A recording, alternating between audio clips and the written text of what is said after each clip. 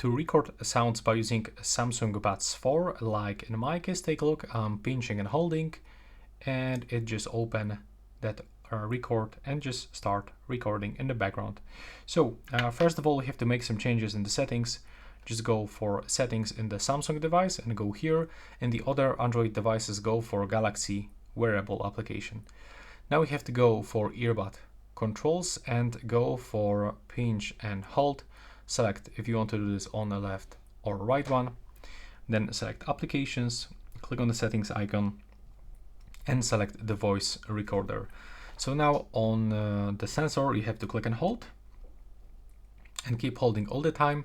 And now as you can see, we just start record. And if you click once, you will pause. If you click again, you will just start recording one more time, the same record.